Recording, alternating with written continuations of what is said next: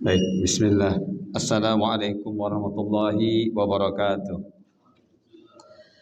Innal hamdalillah nahmaduhu wa nasta'inuhu wa nastaghfiruh wa na'udzu billahi min shururi anfusina wa min sayyiati a'malina may yahdihillahu fala mudilla lahu wa may yudlil fala hadiya lahu. Ashhadu an la ilaha illallah wahdahu la syarika lahu wa ashhadu anna Muhammadan abduhu wa rasuluh.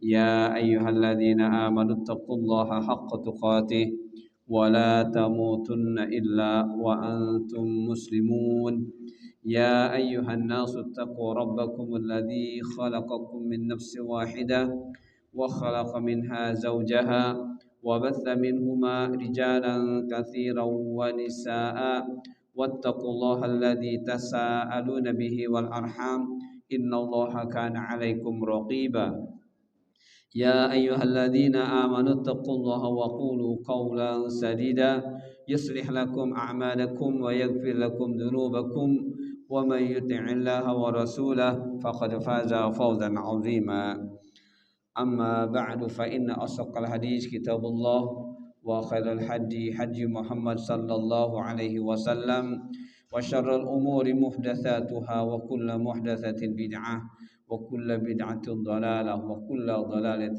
في النار. Sesaku yang Allah muliakan, alhamdulillah Allah masih berikan kepada kita nikmat yang besar, nikmat sebagai hamba Allah yang muslim, yang mukmin, yang muhsin, dan Allah juga bimbing kita dengan ilmu. Insyaallah pada kesempatan pagi ini kita masih sedang membahas tentang Allah tidak menerima kecuali yang halal, yang baik, ya, yang thayyib. Dan kita sekarang sedang membahas poin kedua, bahwa kita diperintah oleh Allah terkait dengan kita ini beribadah kepada Allah, kita sebagai hamba Allah, yaitu untuk memperhatikan tiga hal ini. Memperhatikan tiga hal. Satu, harta. Dua, bagaimana beramal agama. Dan yang ketiga, memperhatikan kebutuhan tubuh kita.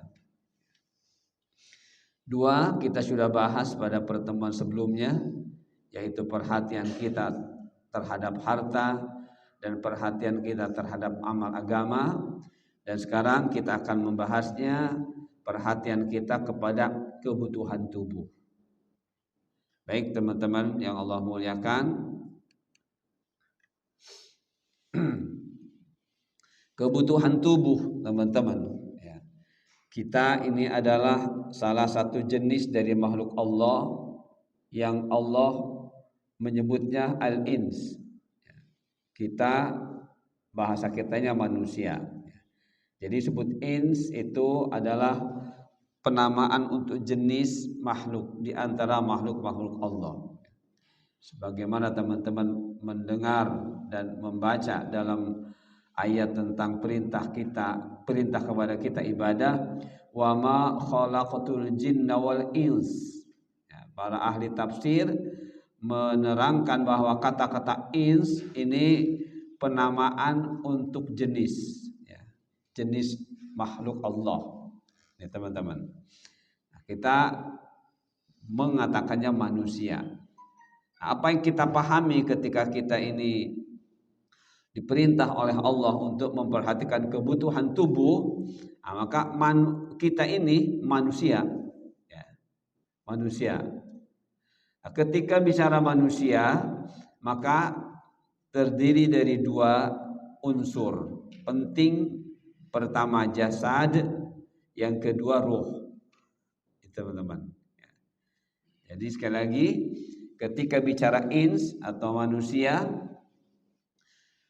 nas juga, kalau nas itu artinya manusia itu makhluk sosial, ya. Ins jenisnya, nas makhluk sosial, tidak bisa berdiri sendiri, tidak bisa hidup sendiri. Ini nas.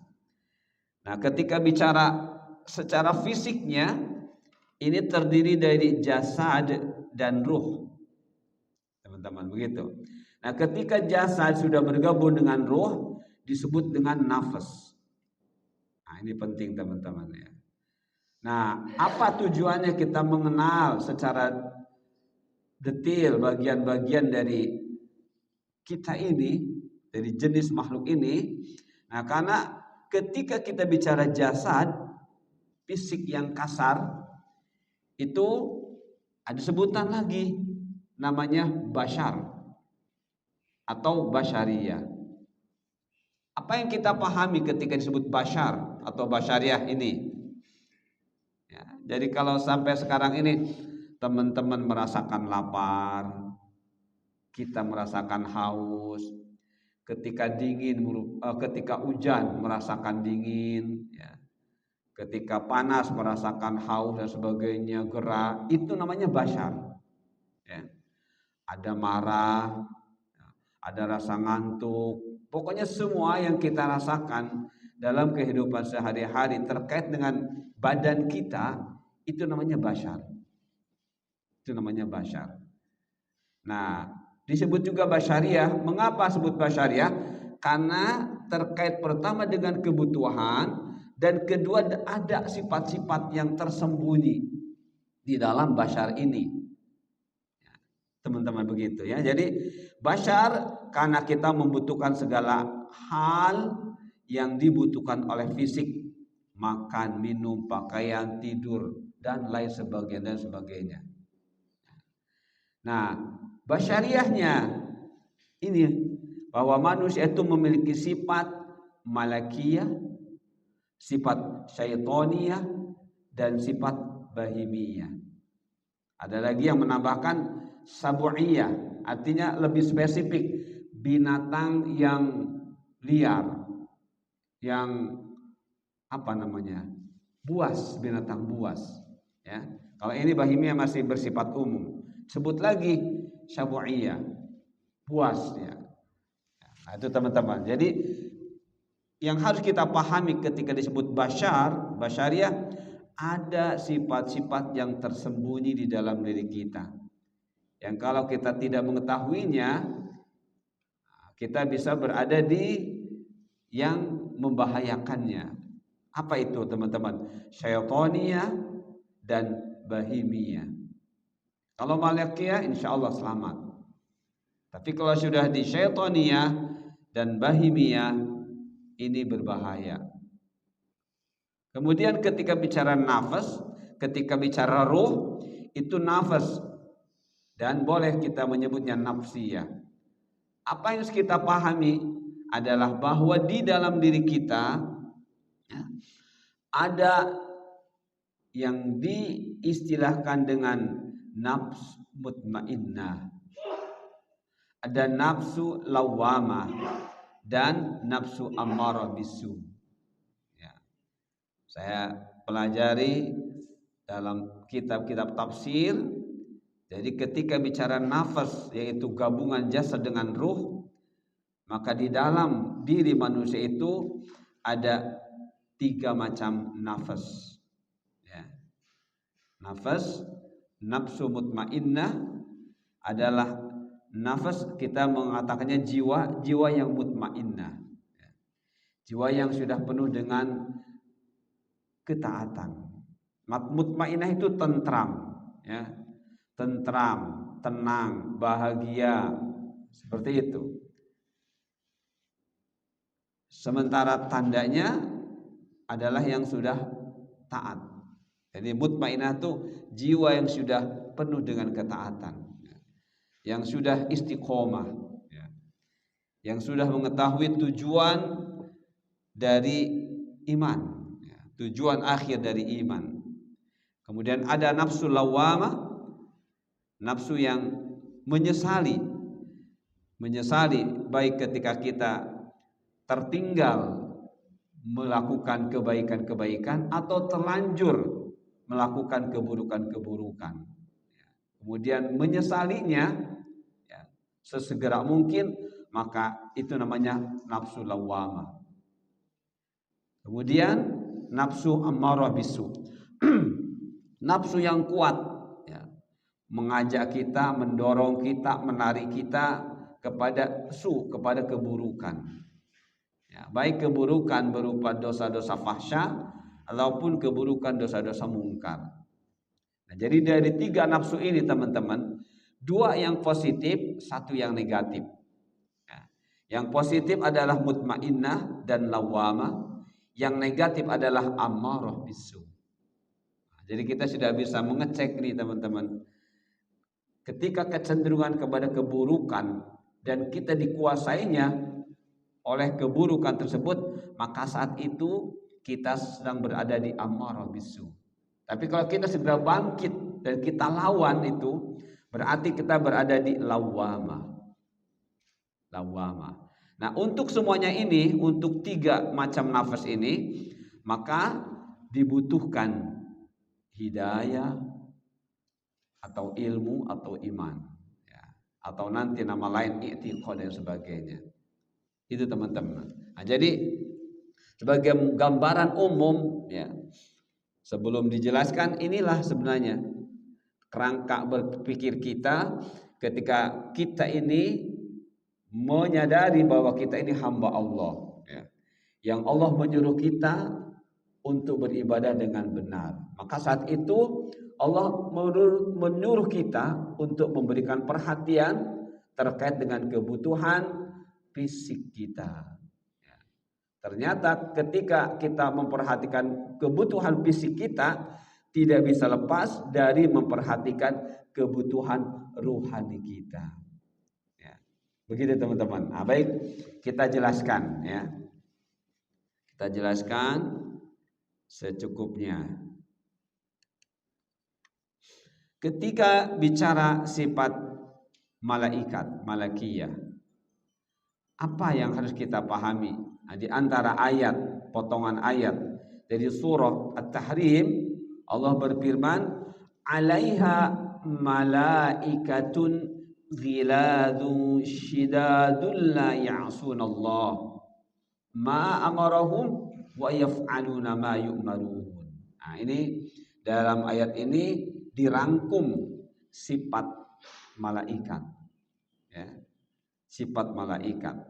Jadi kalau ada teman-teman yang mendengar bahwa iblis itu adalah dari malaikat, ternyata tidak, ya. Iblis bukan jenis malaikat, bukan. Ya, bukan. Malaikat sudah ditetapkan oleh Allah sifat-sifatnya seperti ini. Walaupun mereka giladun syidadun, walaupun secara, mohon maaf, fisik malaikat itu keras, kasar, ya. Tapi kata Allah, la ya'sunallah.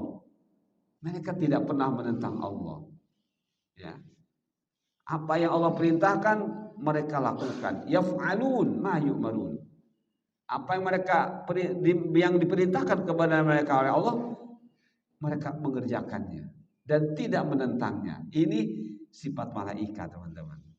Ya, jadi kalau ada mengatakan iblis itu adalah dari malaikat yang menentang, itu tidak demikian. Ya, teman-teman bisa baca. Tadi Pak Imam itu membaca di antara ayat-ayat berkaitan dengan iblis, ya. Bagaimana mempengaruhi Nabi Adam. Ya, jadi iblis itu adalah abaljan, nenek moyangnya jin. Ya, jadi iblis adalah nenek moyangnya jin. Nah, jadi malaikat sifatnya sudah seperti ini. Nah, jadi bahwa di dalam diri kita ketika bicara fisik bashar ada sifat malaikat. Ya, ada sifat malaikat. Seperti itu teman-teman. Penjaganya adalah malaikat-malaikat keras yang tidak mendurhakai Allah.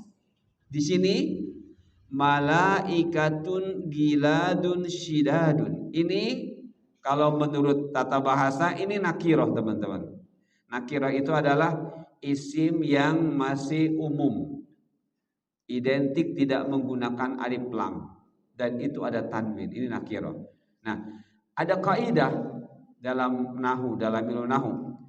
Kalau ada jumlah yang sebelumnya adalah nakirah, maka jumlah tersebut naat, menjadi naat, ya, menjadi sifat. Jadi terjemahannya yang, ya. Jadi penjaganya adalah malaikat-malaikat yang keras, yang keras, yang tidak. Ini di sini kurang. Yang tidak. Jadi kalau sudah sifat itu melekat, teman-teman. Berarti malaikat yang keras tersebut, tapi mereka tidak menentang Allah, ya, tidak menentang Allah. Seperti itu, ya.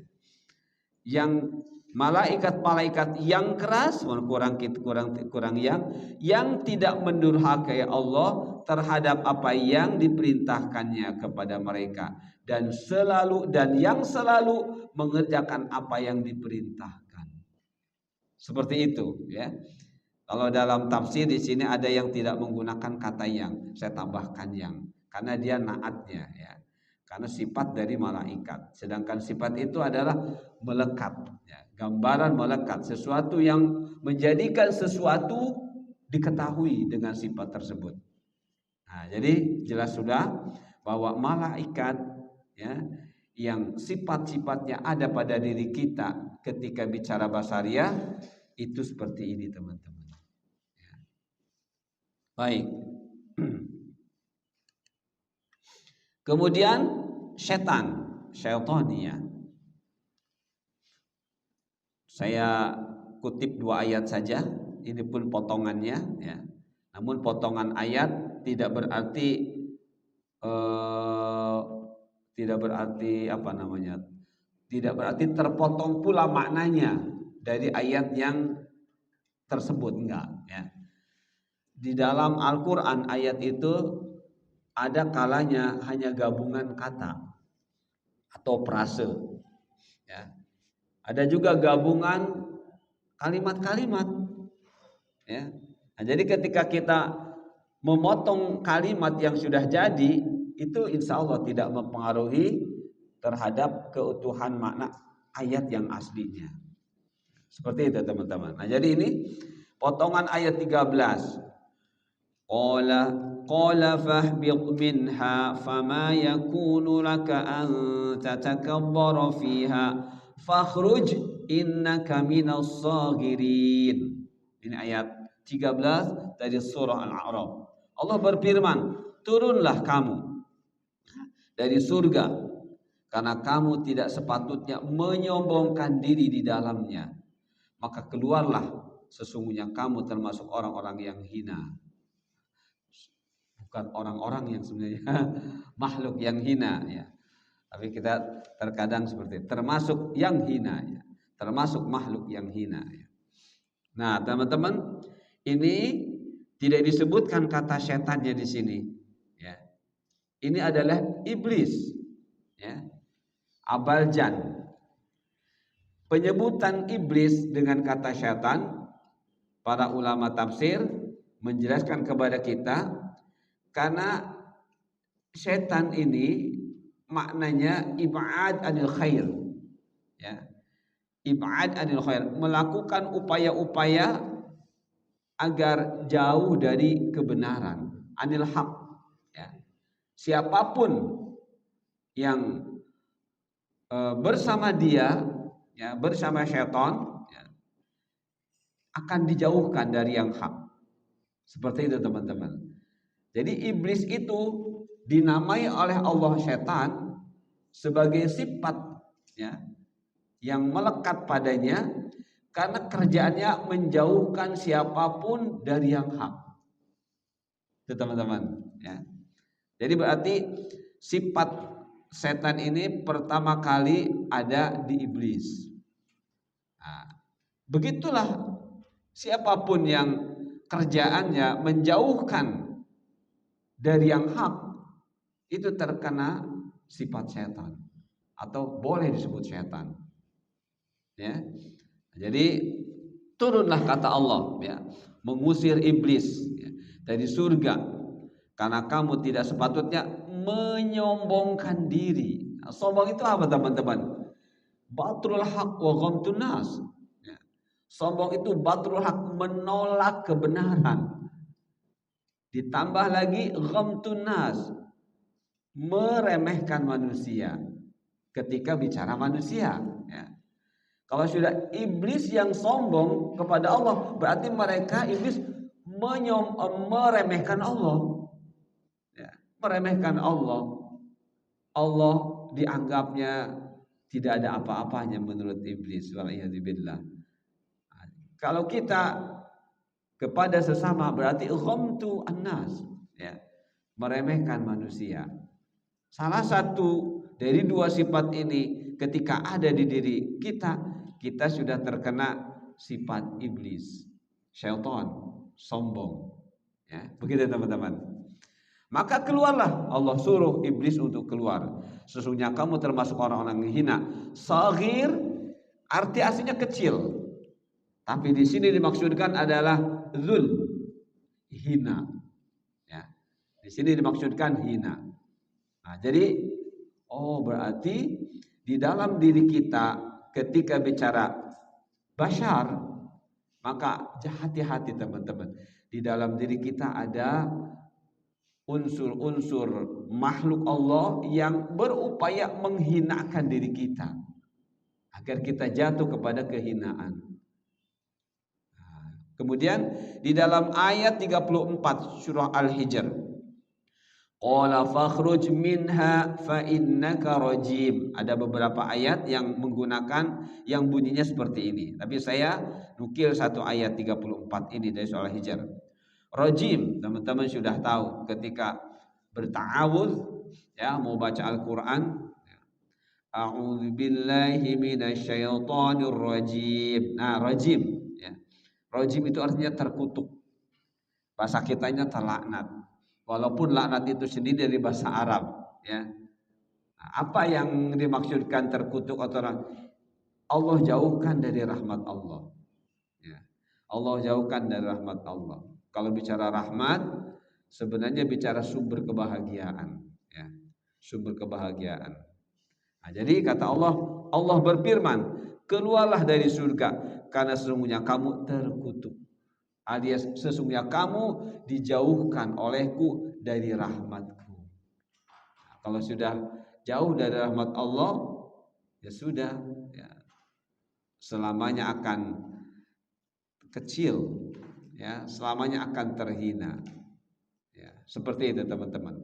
Walaupun dia berhasil mempengaruhi makhluk-makhluk Allah yang lain supaya ikut dia dan berhasil, justru tambah terhina, ya, justru tambah terhina.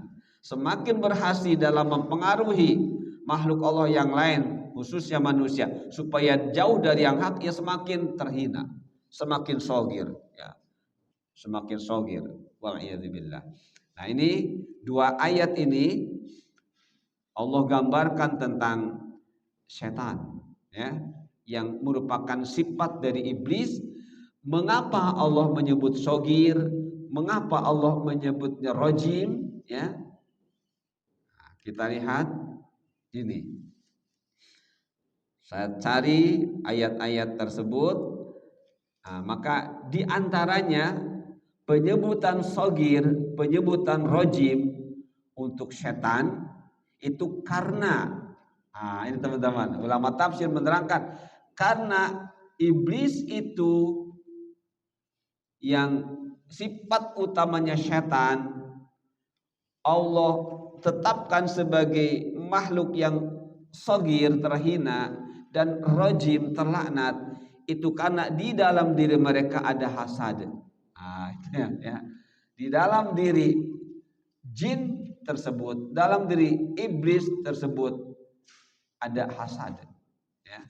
Hasad adalah ketidaksukaan ketika melihat yang lain diberi nikmat oleh Allah. Nah, iblis tidak suka kalau melihat Nabi Adam itu adalah makhluk Allah yang Allah muliakan.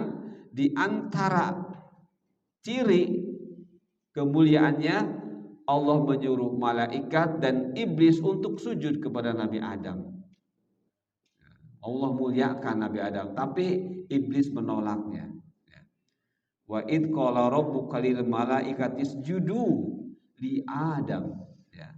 Sebenarnya wali iblis. Kalau makna yang ini, wali iblis. Ingatlah ketika Allah memerintahkan kepada malaikat dan iblis dan yang lain yang ada di tempat itu, fasajadu sujud semuanya illa iblis, kecuali iblis. Ya, kecuali iblis. Nah, seperti itu. Iblis tidak mau sujud. Ketika ditanya, "Ma mana'aka alla tasjuda li Adam?" Apa yang membuat engkau tertahan untuk tidak mau sujud kepada Adam? Khalaqtani min nar wa khalaqtahu min tin. Engkau telah ciptakan aku dari api, sedangkan engkau ciptakan dia dari tanah. Ini kesombongan. Hasad. Ada hasad. Apa hasadnya? Tidak suka kalau Nabi Adam dimuliakan oleh Allah. Nah, itu teman-teman. Jadi hati-hati. Jadi kalau ada di dalam diri kita ini rasa hasad, berarti sifat syaitonia sedang berperan di situ. Ya. Jadi kalau diri kita hasad, tidak suka melihat kenikmatan yang Allah berikan kepada saudara-saudara kita, maka saat itu sifat syaitonia di dalam basyariah kita sedang menguasai. Waliyadzubillah. Ya. Kemudian sombong. Tadi sombong sudah saya katakan, dua ciri sombong. Ketika salah satunya ada, itu sudah terkena sombong kita. Batrul haqq wa ghamtun nas. Menolak kebenaran. Kalau teman-teman lihat sekarang, banyak sebenarnya orang-orang yang sombong. Ya. Banyak sekali. Ketika teman-teman buka YouTube, agama hanya menjadi perdebatan, agama hanya menjadi kamuflase yang sebenarnya mereka menolak kebenaran. Ini kesombongan teman-teman. Iya. Kadang-kadang saya suka ikut prihatin, kok agama hanya menjadi perdebatan, kok agama hanya menjadi permainan laibun walahun. Kenapa kok enggak tunduk aja? Apa sih susahnya? Nah, itulah sifat basyariahnya tidak dipahami. Ya. Bahwa manusia itu basyar, ada 3 sifat yang terus mempengaruhi diri kita agar kita seperti itu, agar kita mempermainkan agama. Ya. Agar kita mempermainkan agama. Wa'iyadzubillah. Pendusta, penipu, tadi dibaca oleh Pak Imam, ya. Iblis mengatakan, ya, menipu Nabi Adam supaya tidak tetap di surga, ya. Kemudian tadi penentang kebenaran, ya. Kemudian penghalang kepada kebenaran dan menimbulkan permusuhan. Dan ada yang lainnya yang tidak saya sebutkan. Ini teman-teman. Jadi kenapa Allah menyebut iblis saghir dan kenapa Allah menyebut iblis rajim? Ya. Dan itu juga merupakan penyebutan Allah untuk iblis setan. Karena ini ada sifat-sifat utama di dalam diri iblis, ya, yang semuanya sifat yang Allah membencinya. Baik, jadi mudah-mudahan teman-teman kita dijaga oleh Allah, ya, dengan kita mengenal istilah basyariah, mengenal syaitania dan lain sebagainya, ya. Kita dijaga oleh Allah agar kita tetap bisa menjadi makhluk Allah yang komitmen dengan tugas awal, yaitu beribadah kepada Allah. Wa ma khalaqtul jinna wal ins illa liya'budun. Tidaklah, kata Allah, khalaqtu, aku, ya. Tidaklah aku ciptakan. Allah tidak mengatakan kami, ya. Allah tidak mengatakan kami, tapi aku. Ini agar kita selalu ingat. Jadi artinya kesempurnaan ibadah kita ini hanya akan bisa dirasakan ketika kita selalu ingat Allah. Sebagaimana al-yauma akmaltu lakum, hari ini aku sempurnakan agama. Jadi kesempurnaan agama teman-teman nggak bisa kalau kita tidak menyandarkannya kepada Allah. Ya, nggak bisa sempurna. Dan Allah utus Rasul. Kita nggak bisa sempurna kalau kita juga tidak melihat Rasul. Begitu juga Rasul membawa kitab, tidak bisa juga ibadah ini sempurna kalau kita nggak merujuk kepada kitab ya sepenuhnya. Nah, baik teman-teman ya.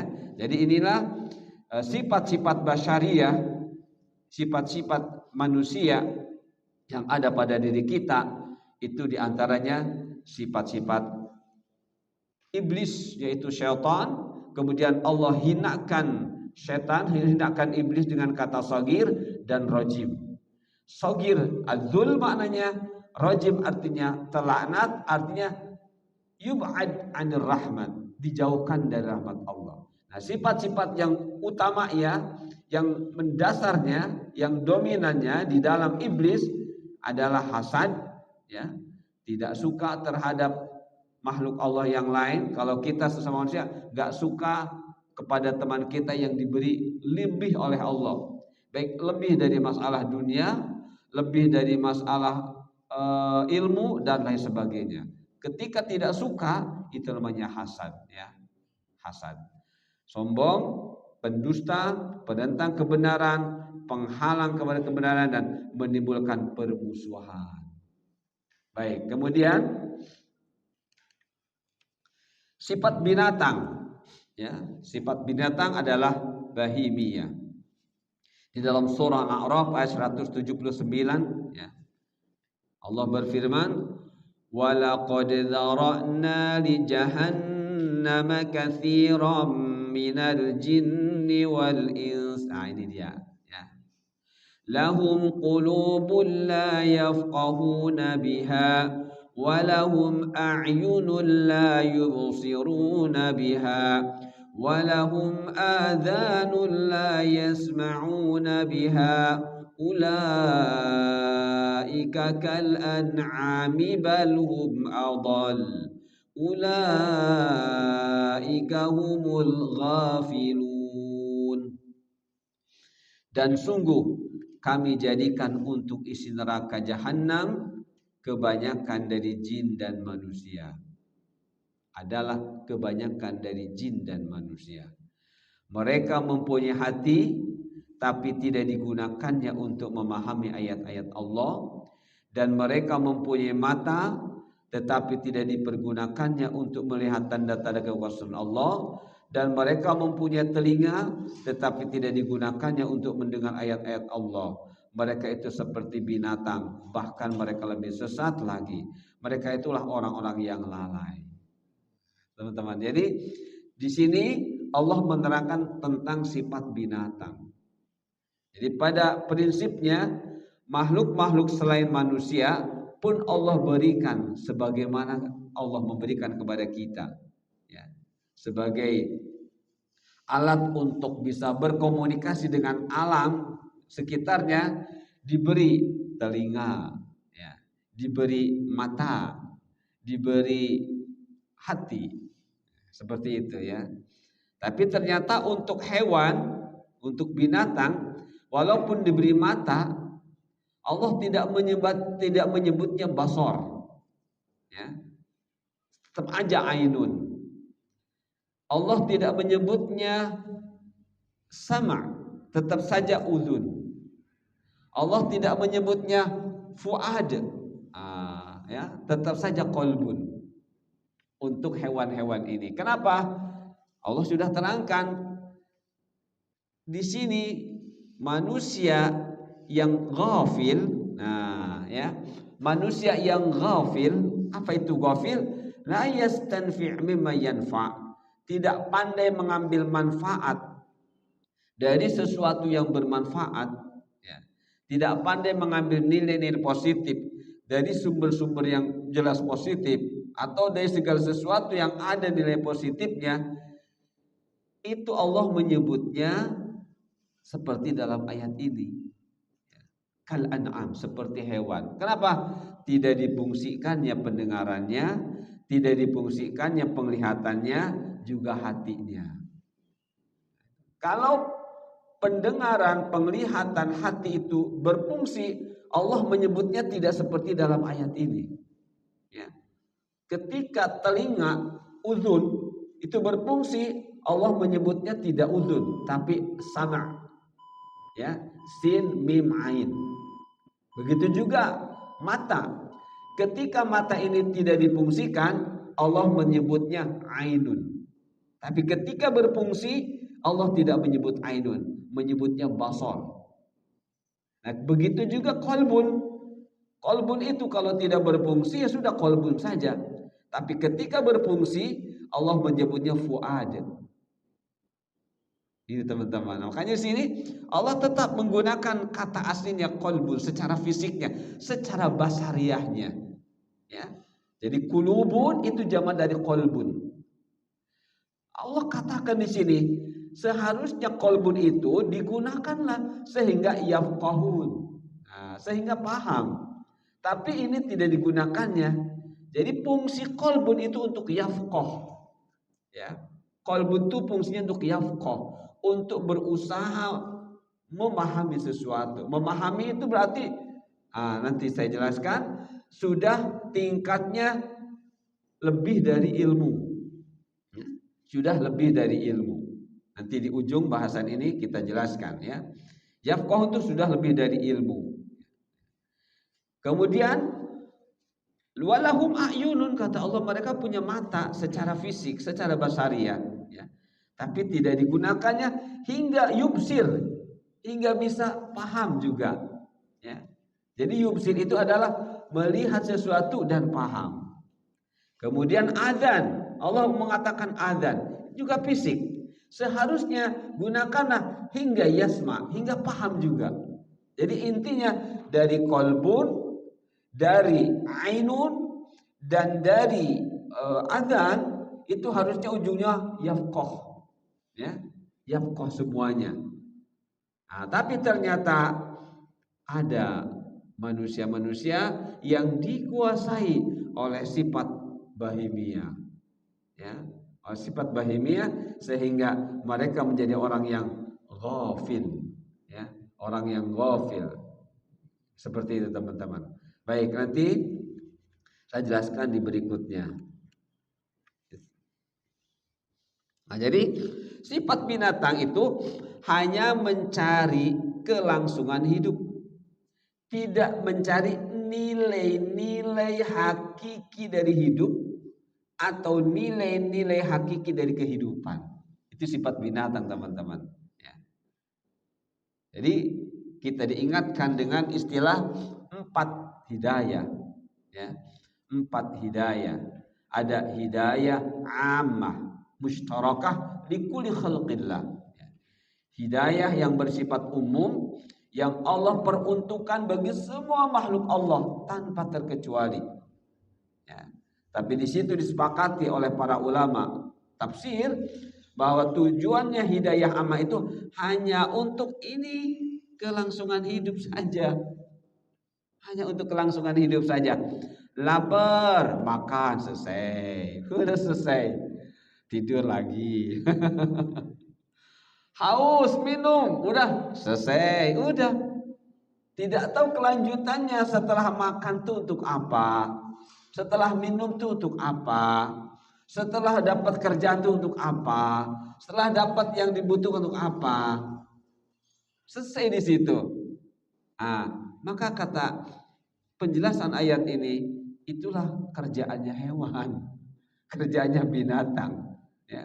Jadi makan saja, minum saja, apa saja, semuanya enggak ada tujuan lanjutannya, enggak ada tujuan lanjutannya. Nah, sedangkan kita manusia ini harus mencari nilai-nilai hakiki dari kehidupan, ya, harus mencari nilai-nilai hakiki. Hakiki itu hakikat, hakikat itu adalah mala budda yuhfad, sesuatu yang harus jaga, dipelihara, dan diperjuangkan.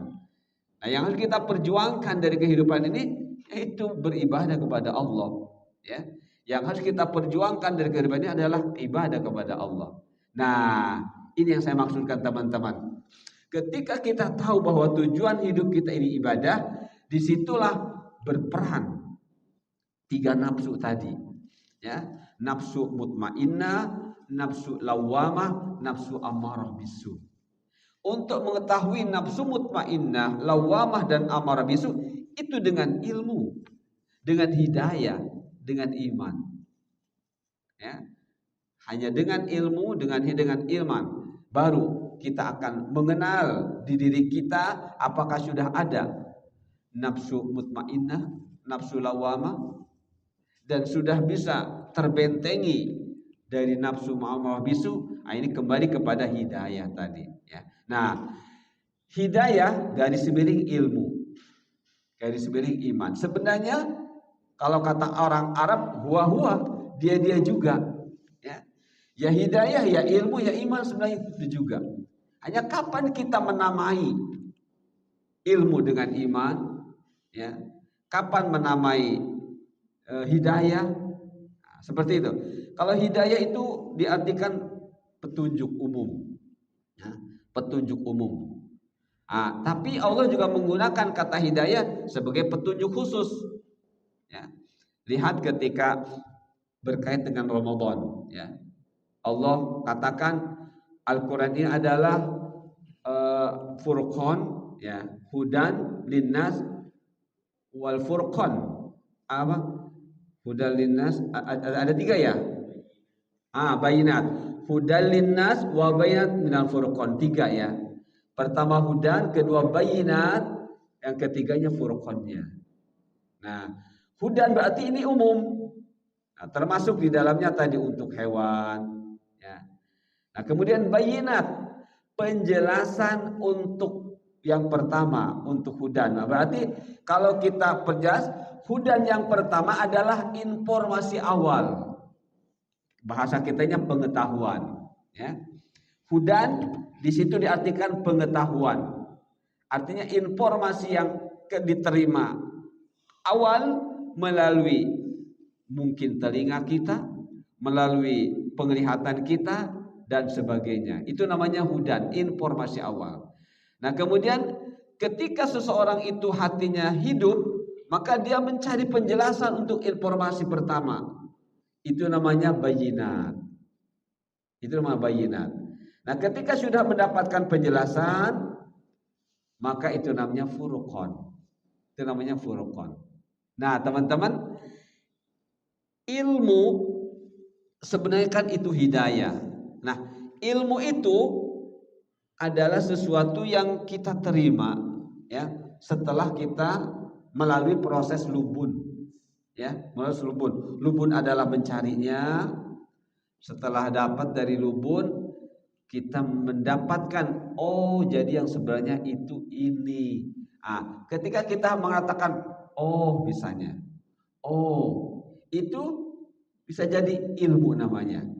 Ya, ilmu. Nah, ketika bicara ilmu yang sudah kita yakini, ya kita yakini, itulah penyebutan untuk istilah i'tiqad. Ya, jadi i'tiqad adalah ilmu yang sudah kuat di dalam hati kita.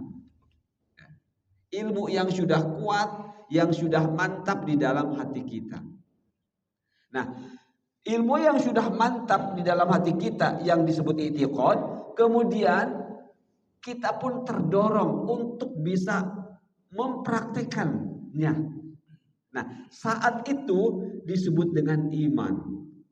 Ya, saat itu disebut dengan iman. Nah, kalau sudah iman, apa yang kita pahami? Menuntut diri kita untuk berpraktek, ya, untuk beramal. Ketika teman-teman sudah dapat, oh ternyata begitu ya basyariah itu. Di dalam diri kita ternyata ada sifat-sifat setan, malaikat, iblis. Oh begitu ya. Itu namanya i'tiqad teman-teman. Itu namanya i'tiqad. Nah, berikutnya apa yang harus kita lakukan? Terus kita mengatakan, oh berarti takut ya kalau sampai diri kita ini dikuasai oleh sifat yang buruk. Sifat syaitan dan bahamiyah. Nah, itu mulai itu rasa takut sudah muncul. Itu mulai keimanan. Namanya amal batin. Ya, jadi iman itu kan tiga teman-teman. Ya, i'tiqad bil qalbi. Di samping sudah diyakini, muncul keinginan untuk mengamalkan, muncul keinginan untuk menjauhi. Itu namanya amal batin yang lahir dari i'tiqad yang sudah menjadi iman. Bisa dipahami ya teman-teman ya? Jadi kalau teman-teman sudah punya informasi yang kuat, kemudian muncul dalam diri, berarti saya harus menjauhinya. Itu namanya iman. Tapi baru amalan hati. Oh, kalau gitu saya harus mengamalkannya ya. Itu namanya iman, tapi baru amalan hati. Nah, mulailah dipraktekkan. Kapan waktunya, kapan tempatnya. Saya praktekkan. Lengkap imannya. Jadi kalau belum dipraktekkan secara zahir, baik lisan ataupun gerakan, belum. Dan kalau sudah belum nyampe kepada tujuan dari iman yang sebenarnya. Jadi iman, ilmu, hidayah itu sebenarnya sama-sama ilmu. Ya. Maka untuk bisa melihat diri kita apakah ada nafsu mutmainnah, berarti kita harus cari tahu apa itu nafsu mutmainnah. Setelah kita tahu, oh jadi begitu i'tiqad namanya. Muncul keinginan untuk mempraktekkan nafsu mutmainnah, itu namanya iman, teman-teman. Ya, itu namanya iman. Jadi sifat binatang itu hanya mencari kelangsungan hidup, tidak mencari nilai-nilai hakiki dari hidup atau dari kehidupan. Baik, sebagai terakhir kesimpulan. Jadi manusia yang beriman hendaknya memperhatikan kebutuhan tubuhnya. Adalah untuk taat. Ya, untuk taat. Jadi apapun yang kita makan, teman-teman, yang kita minum, yang kita pakai, apapun yang kita konsumsi, ya, baik masuk ke tubuh ataupun nempel di tubuh, ya, harus tujuan untuk taat. Ya, harus tujuan untuk taat. Ya. Kepada siapa? Kepada Allah. Rasulnya mana? Sudah otomatis. Ya. Seorang yang sudah paham hakikat iman tidak diperintah taat kecuali kepada Allah. Ya. Dan Allah memerintahkan kepada kita taat kepada Rasul. Jadi perintah taat kepada Rasul dengan kepada Allah itu sama. Tapi di sini bukan berarti Allah digabungkan dengan Rasul, tidak. Ya. Tapi yang harus kita pahami bahwa apa yang Allah perintahkan kepada kita melalui Rasulnya, ya itulah perintah Allah. Maka taat kepada Rasul hakikatnya sedang mentaati pada perintah Allah. Nah, jadi manusia yang beriman hendaknya memperhatikan kebutuhan tubuhnya adalah untuk taat kepada Allah, bukan untuk menentang, ya, dan bukan hanya untuk kelangsungan hidup. Nah, jadi kata menentang ini syaitannya, untuk hanya untuk kelangsungan hidup ini bahamiahnya. Untuk taat ini malakiyahnya. Jadi selalu ingat teman-teman, 3 sifat basyariyah, 3 sifat yang ada dalam basyar adalah sifat malaikat, sifat setan, dan sifat binatang. Ketika kita makan, minum, apapun yang kita gunakan, baik masuk ke dalam tubuh atau nempel, jangan lupa selalu ingat bahwa saya harus taat. Ya. Saya tidak boleh menentang dan tidak boleh hanya untuk kelangsungan hidup. Nah, oleh karena itu hendaknya pula memperhatikan kebutuhan ruh. Nah, jadi nggak bisa lepas dari ingat bahwa diri kita ini ada ruh. Ya.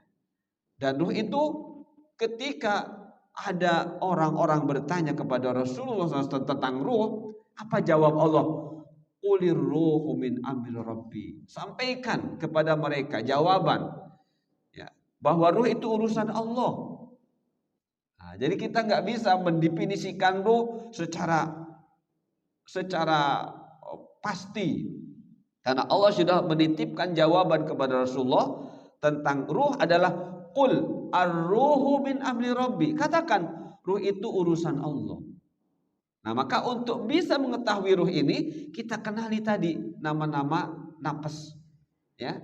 Nafsu mutmainnah, nafsu al-lawwamah, nafsu ammarah bisu. Ya. Nafsu amarah bisu nggak bisa hilang sepenuhnya dari diri kita.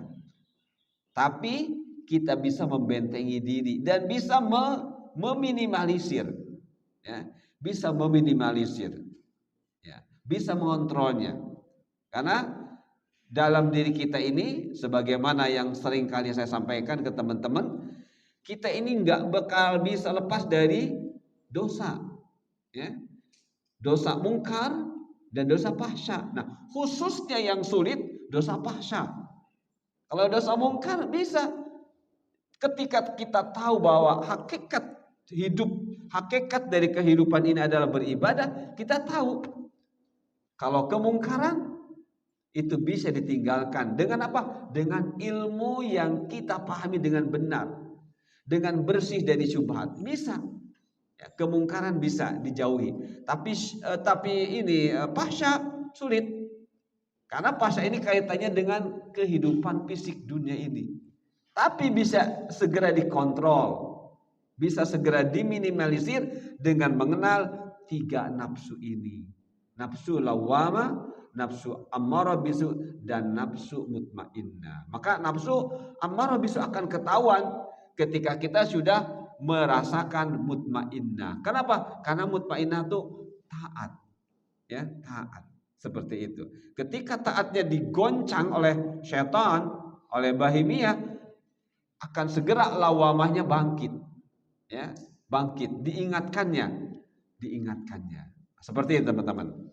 Nah, dengan ilmu i'tiqad, iman yang tadi sudah saya jelaskan, maka akan tumbuh di dalam dirinya nafsu mutmainnah dan lawamah, sehingga menjadi benteng dari pengaruh nafsu ammarah bisu.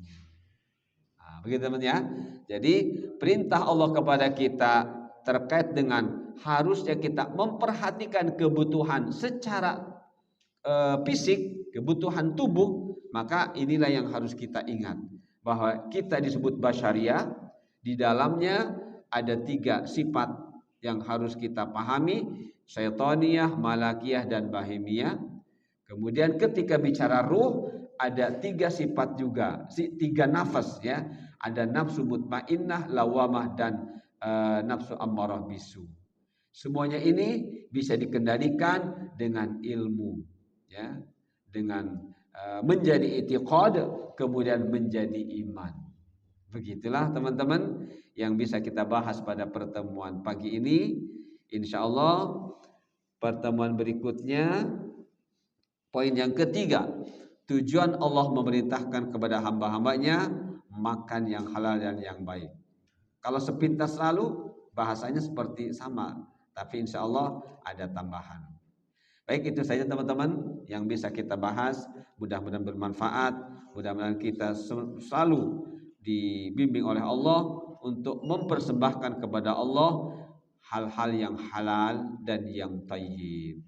Subhanakallahumma bihamdika asyhadu an la ilaha illa anta astaghfiruka wa atubu ilaik. Wassalamualaikum warahmatullahi wabarakatuh.